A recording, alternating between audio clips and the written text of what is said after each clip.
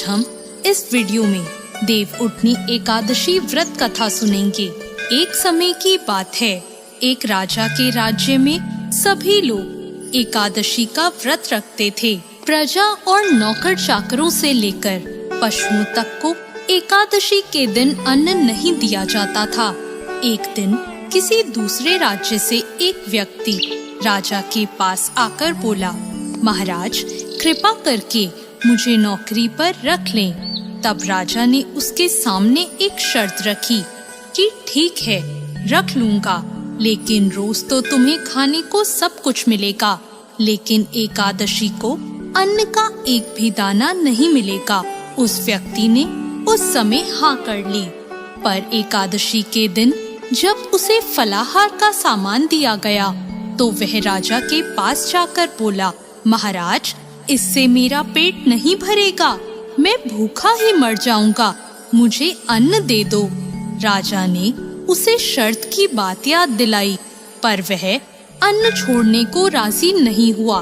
तब राजा ने उसे आटा, दाल, चावल आदि दे दिए और वह रोज की तरह नदी पर पहुंचा।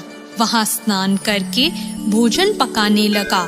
जब भोजन बन गया तो उसने भगवान को बुलाया, आओ भगवान भोजन तैयार है।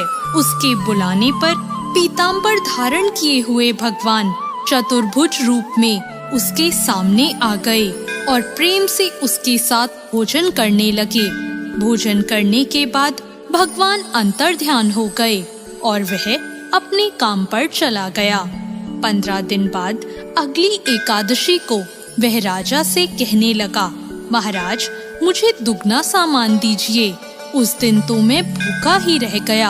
जब राजा ने इसका कारण पूछा तो उसने बताया कि मेरे साथ भगवान भी खाते हैं, इसलिए हम दोनों के लिए ये सामान पूरा नहीं पड़ता। यह सुनकर राजा को बहुत आश्चर्य हुआ। वह बोला, मैं नहीं मान सकता कि भगवान तुम्हारे साथ खाते हैं। मैं तो इतना व्रत रखता हूँ, पूजा करता हूँ, पर भगवान ने मुझे कभी दर्शन नहीं दिए। राजा की बात सुनकर वह बोला, महाराज यदि विश्वास ना हो तो मेरे साथ चलकर देख लो। राजा एक पेड़ के पीछे छुपकर बैठ गया। उस व्यक्ति ने भोजन बनाया और भगवान को शाम तक पुकारता रहा, परंतु भगवान नहीं आए। अंत में उसने कहा, हे भगवान यदि आप नहीं आए तो मैं नदी में कूदकर अपने प्राण त्याग दूंगा। लेकिन फिर भी भगवान नहीं आए। जब वह प्राण त्यागने के उद्देश्य से नदी की तरफ बढ़ा और प्राण त्यागने का उसका दृढ़ इरादा जानकर भगवान शीघ्र ही प्रकट हो गए और उन्होंने उसे रोक लिया और उसके साथ बैठकर भोजन करने लगे। खा पीकर और उसे अपने विमान में बिठाकर अपने साथ अपने धाम ले गए।